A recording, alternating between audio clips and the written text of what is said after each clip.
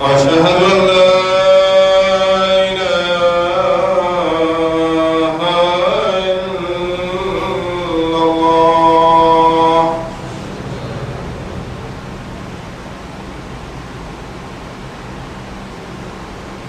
أشهد أن محمدًا رسول الله.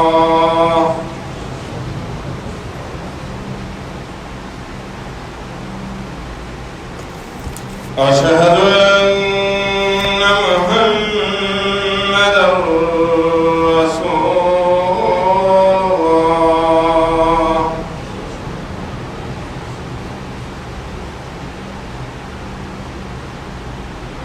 حي على الصلاة.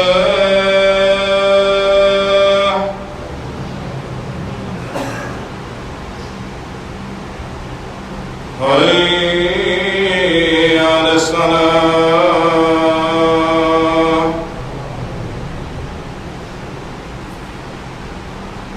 حي على الفلاح.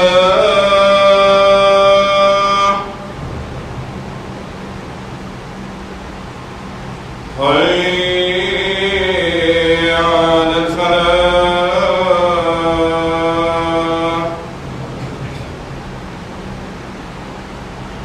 الله أكبر الله أكبر. لا إله إلا الله.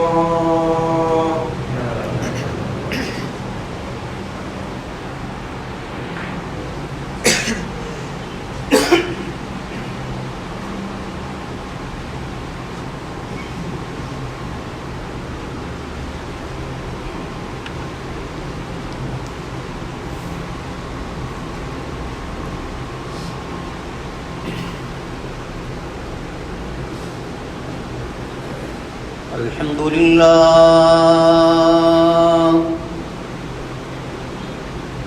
الحمد لله نحمده ونستعينه ونستغفره ونؤمن به ونتوكل عليه ونعوذ بالله من شرور أنفسنا ومن سيئات أعمالنا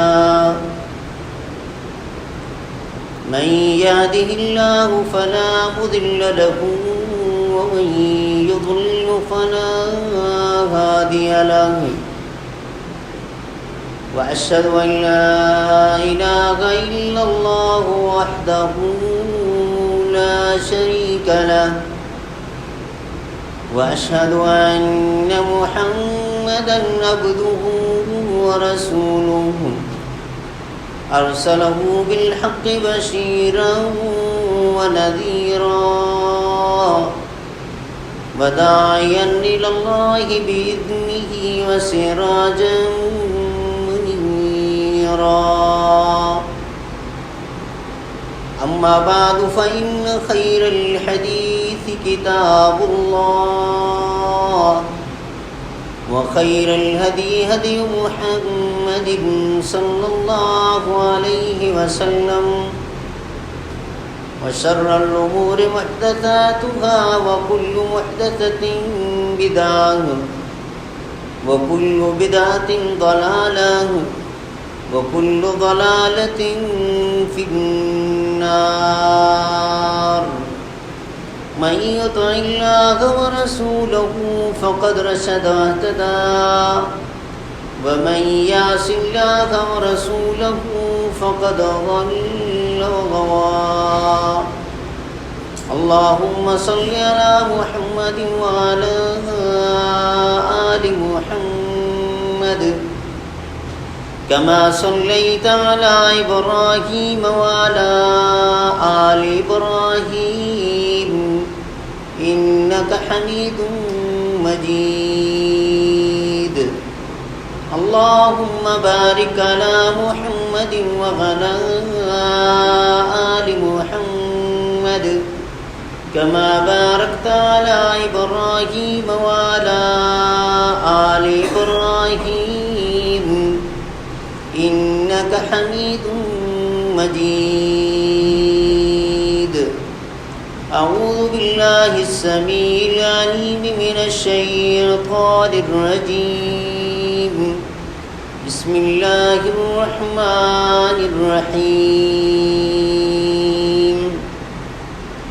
الذين آتيناهم الكتاب يتلونه حق تلاوته أولئك يؤمنون به ومن يكفر به فأولئك هم الخاسرون.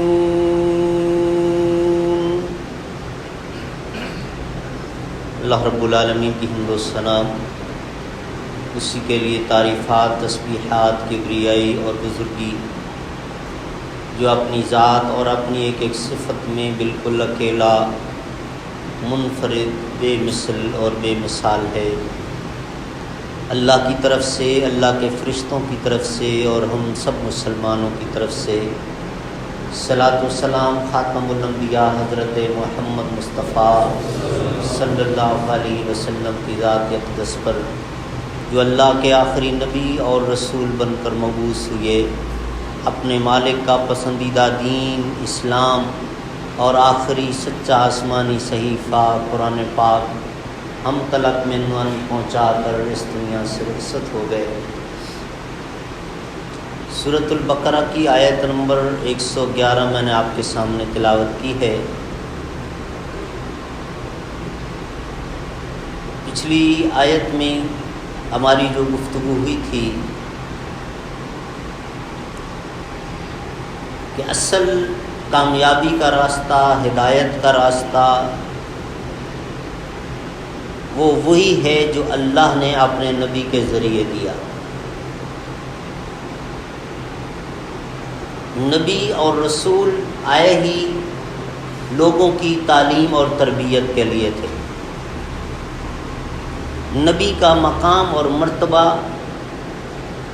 ساری مخلوق میں عظیم ہے. اللہ کی مخلوق میں عظیم ترین ہستی نبی ہوتا ہے. پھر ان نبیوں میں بھی آخری نبی، تو ان کی بات بھی، ان کا حکم بھی، ان کا فیصلہ بھی سب سے اوپر ہوتا ہے. نبی کے علاوہ صحابی کی بات بھی شریعت نہیں ہے، حالانکہ انہوں نے براہ راست رسول اللہ سے دین سیکھا، لیکن اگر ان کی بات بھی رسول سے کلیش کرے اس کو چھوڑنا فرض ہے، تو بعد میں آنے والے کی پھر کیا حیثیت رہ جاتی ہے. اس پر ہماری بات ہوئی تھی کہ قل ان ھدی اللہ ھو الھدی، اللہ کا دیا ہوا راستہ ہی اصل راستہ ہے. اس کو ہمیں سمجھنا ہوگا. اور بڑے افسوس کی بات ہے، عجیب عجیب طرح کے نعرے، چاروں امام برحق،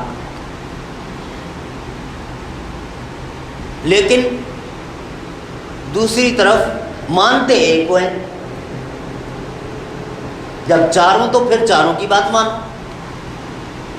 اور یہ امپاسبل ہے کہ بعض جگہ پہ اتنا شدید اختلاف ہے کہ زمین اور آسمان کا فرق ہے، دونوں کی بات بیک وقت مانی جا سکتی نہیں ہے. تو کیسے دونوں برحق ہو گئے؟ برحق وہی ہے جس کی بات نبی سے ملتی ہے. جس کی بات نبی سے نہیں ملتی ہے وہ ایک انسان تھا، اس سے غلطی ہو گئی، اس کی کوئی اس میں توہین نہیں ہے. یہ ہمارا فرض ہے کہ ہم نبی اور غیر نبی میں فرق کریں. ہم نے ایک مثال دی تھی کہ والد صاحب اور بڑا بھائی دونوں محترم ہیں. چھوٹے کا فرض ہے کہ دونوں کا فرمان بردار رہے، لیکن اگر کبھی ایسی بات آ جائے، ایسا معاملہ آ جائے، ابا کہیں کہ یہ کرو، بھائی کہیں نہیں یہ نہیں کرنا ہے، یوں کرو، دونوں کی بات میں تضاد ہے. اب اس وقت اس چھوٹے کا کیا فرض بنتا ہے؟ یہ کیا کرے؟ کیا یہ کہے گا کہ ابا کا تو اب چل چلاؤ ہے، بھائی سے گزارا کر، بھائی سے زندگی گزارنی ہے، بھائی کے ساتھ، اس کو ناراض نہ ہونے دوں؟ قطعاً نہیں. جو عقل مند ہے وہ یہ کہے گا کہ بھیا میں ہمیشہ آپ کا فرما بردار رہتا ہوں، کبھی آپ کو منع نہیں کیا، لیکن آج سامنے وہ ہے جو صرف میرا نہیں تیرا بھی ابا ہے، وہ سپیریئر ہے، وہ بڑا ہے، اب میں آپ کی بات نہیں مان سکتا، اب مجھے ان کی بات ماننی ہے. یہ عقل مندی ہے. بالکل اسی اینگل سے سوچیں، جب نبی بڑا ہے تو پھر نبی کی بات اوپر ہوگی نا، پھر امام کی، صحابی کی، تابعی کی کسی کی بات نہیں چلے گی، نبی کی بات کو اوپر رکھنا. یہ ایک اصول ہے. اب اس کے بعد آج جو میں نے آیت تلاوت کی ہے، اس میں اللہ رب العالمین نے کچھ اہل کتاب کی تعریف کی ہے، یہود و نصارہ میں سے کچھ لوگوں کی تعریف کی، اور اللہ رب العالمین نے کلام پاک میں ایک جگہ پہ فرمایا ما یفعل اللہ بعذابکم ان شکرتم وآمنتم. اللہ کو کیا پڑی ہے کہ تمہیں بلا وجہ عذاب دے اگر تم مومن ہو جاؤ. اللہ کی کسی کے ساتھ اس طریقے سے کوئی فیورٹزم یا ڈسکریمنیشن نہیں ہے اللہ کے ہاں. کچھ لوگوں کے ساتھ دوستی ہے، کچھ لوگوں کے ساتھ دشمنی ہے. جو دوست ہیں وہ جو چاہیں کرتے رہیں، دوست جو ہوئے، جن کے ساتھ نہیں بنتی ان کی اچھائی بھی اچھائی نہیں ہے. ایسا نہیں ہے اللہ کے ہاں یہ اندھیر نگری نہیں ہے، میرٹ ہے. اچھا کرنے والا، اچھائی کرنے والا کوئی بھی ہو وہ اچھا ہے، برائی کرنے والا کوئی بھی ہو وہ برا ہے، کوئی فرق نہیں. چنانچہ اہل کتاب بھی، یہود و نصارہ بھی اللہ کی تو مخلوق ہے، کیڑے مکوڑے بھی اللہ کی مخلوق ہیں، اس کو تو وہ بھی اتنی پیارے ہیں. چنانچہ ہماری شریعت میں کیڑے مکوڑوں، جانوروں کے بھی حقوق رکھے ہیں، کوئی زیادتی نہیں کر سکتا ان کے ساتھ. تو بہرحال اللہ رب العالمین نے ان کی بھی کچھ اچھائیاں بیان کی ہیں. اور قرآن میں کیوں ذکر کیا؟ ہمارے لیے کہ یہ کوالٹی تمہیں بھی اپنانی ہے، تم بھی اپنے اندر یہ خوبی پیدا کرو. اور یہاں پر وہ کون سی خوبی بیان کی ہے؟ الذین آتیناہم الکتاب یتلونہ حق تلاوتہ. قرآن پاک کی تلاوت جس طرح اس کا حق ہے. اس کے کئی معنی ہیں. نمبر 1 تو سمپل ریڈنگ ہے، ریسیٹیشن ہے. قرآن پاک کو اس کے اپنے رولز اینڈ ریگولیشنز، قواعد، تجوید جس کو آپ کہتے ہیں، اس کے مطابق پڑھنا. اور یاد رکھیے گا کہ ایک حرف پر 10 نیکیوں کا جو وعدہ دیا گیا ہے وہ اسی وقت ممکن ہے جب ہم اس کو اس کے قواعد کے مطابق پڑھیں گے. اگر ہم اس کو اپنی پنجابی، سندھی، انگلش، اردو، فارسی میں پڑھ رہے ہوں گے، اس لب و لہجے سے پڑھ رہے ہوں گے، اور یہاں تو معاملہ یہ ہے کہ تھوڑا سا لب و لہجہ چینج ہوتا ہے، معنی بدل جاتا ہے. اور جب معنی بدل جائے تو پھر وہ غلطی چھوٹی غلطی نہیں ہوتی، بہت بڑی غلطی ہو جاتی ہے. اس پر پھر ثواب کیسے ملے گا؟ اس لیے میرے بھائیوں، قرآن پاک کا سب سے پہلا حق ہم پر یہ ہے کہ اس کو ہم صحیح پڑھنا سیکھیں. کوئی یہ نہ کہے کہ عرب، ہم اجمی کیسے اتنے ایکسپرٹ ہو سکتے ہیں؟ تاریخ اٹھا کے دیکھیے، الحمدللہ اجمی ان سے آگے ہیں قرآن پاک کی قراءت میں، ان سے آگے ہیں. وقت لگانا پڑتا ہے، محنت کرنا پڑتی ہے. اور صحابہ کرام سارے کے سارے عربی نہیں تھے. پھر لوگ کہتے ہیں جی بچپن میں اگر اچھے قاری صاحب سے پڑھ لیتے، اب تو بڑے ہو گئے، بوڑھے ہو گئے، اب مشکل ہے. صحابہ کرام سارے بچپن میں ہی مسلمان نہیں ہوئے تھے. تو صرف وقت دینے کی بات ہے. بہت اللہ رب العالمین خود آسان کرتا ہے اس کو، جو اس کے لیے وقت نکالتا ہے. تو سب سے پہلا کام تو یہ ہے کہ اس کو صحیح پڑھنا سیکھنا ہے. اس کے بعد جس چیز کو حلال کہا ہے اس کو حلال، جس کو حرام کہا ہے اس کو حرام. حلال کو حرام نہ کرے، حرام کو حلال نہ کرے، اس کے قانون کو مانے. نمبر 3، یہ احکام، یہ حکم دوسروں تک بھی پہنچائے، صرف اپنی ذات تک محدود نہ رہے، اپنی فیملی، اپنا پڑوس اور جہاں تک وہ پہنچ سکتا ہے۔ یتلونہ حق تلاوت، جس سارے اس کے معنی ہیں، صحیح پڑھنا، حلال حرام، اور پھر دوسروں تک بھی اس کو پہنچانا۔ اس کے بعد اولئک یؤمنون بہ، یہ ہے ایمان، قرآن پاک کے ساتھ یہ ہے ایمان۔ زبانی ہم کہیں قرآن، چومتے رہیں، سر پہ رکھ لیں، بیٹی کو رخصتی کرتے وقت اس وقت ساتھ، جنازہ اٹھایا تب چارپائی کے ساتھ، یہ ہم شارٹ کٹس کھیلنے کے عادی ہیں نا، ہم نے بنا لیے۔ قرآن پاک کا اصل جو مقصد ہے، جس کے لیے اللہ نے بھیجا ہے، یہ گائیڈ بک ہے، اس سے رہنمائی حاصل کرنی ہے، اس سے روشنی حاصل کرنی ہے، اس کی ٹیچنگز کو فالو کرنا ہے، اس کے پیچھے چلنا ہے، یہ اصل کام ہے۔ یہ رسم و رواج جو ہم نے بنا لیے، 1 منٹ کے لیے میں چلیں زیادہ سے زیادہ رعایت کریں، کوئی بات نہیں جی، آپ کے نزدیک ادب کا یہ تقاضا ہے، ادب آپ اس طرح کرنا چاہتے ہیں، کر لیں، لیکن اس کا مطلب یہ نہیں ہے کہ اس کا حق بھی ادا ہو گیا۔ قرآن پاک کا جتنا بھی ادب احترام کریں کم ہے، زیادہ سے زیادہ ادب احترام کرنا چاہیے جتنا کریں، لیکن آداب کے وہ طریقے اپنا کے آپ کہیں کہ اس کا حق بھی ادا ہو گیا، تو وہ نہیں ہے۔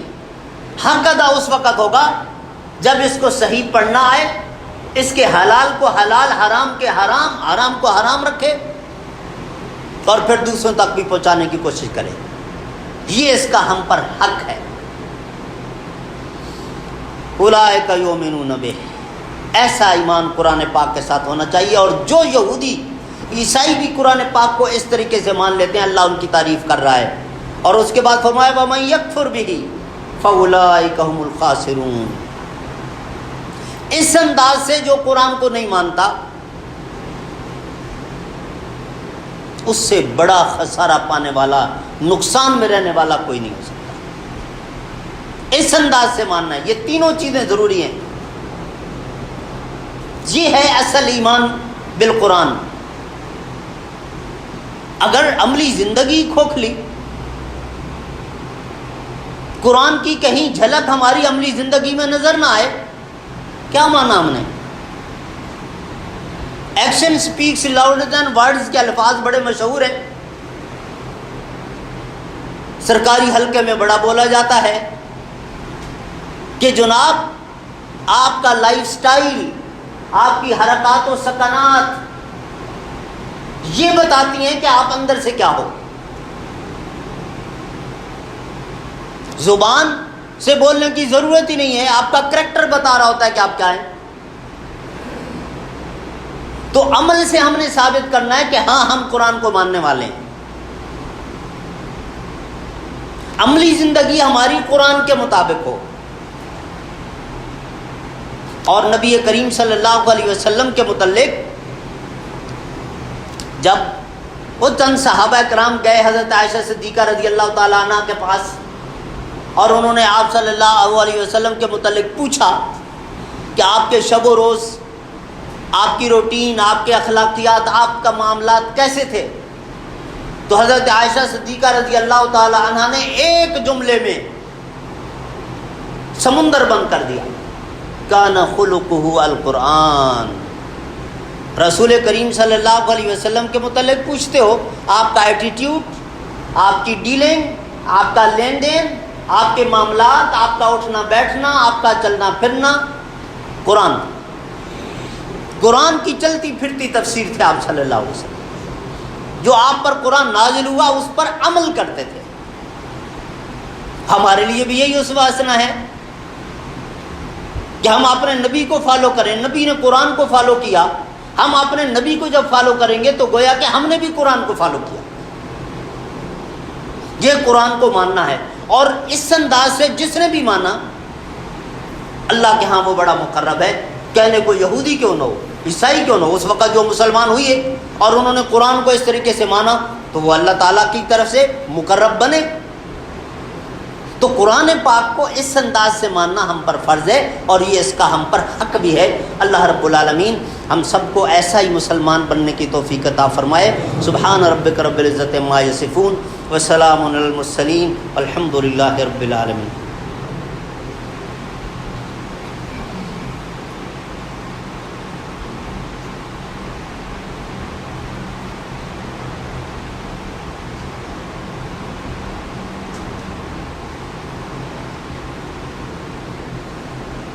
الحمد للہ نحمده ونستعینه ونستغفره ونؤمن به ونتوکل علیہ ونعوذ باللہ من شرور انفسنا ومن سیئات اعمالنا من يهده الله فلا مضل له ومن يضلل فلا هادي له واشهد ان لا اله الا الله وحده لا شريك له واشهد ان محمدا عبده ورسوله اللهم صل على محمد وعلى آل محمد كما صليت على إبراهيم وعلى آل إبراهيم إنك حميد مجيد اللهم بارك على محمد وعلى آل محمد كما باركت على إبراهيم وعلى آل إبراهيم إنك حميد مجيد۔ انتظامیہ کی طرف سے یہ اعلان ہے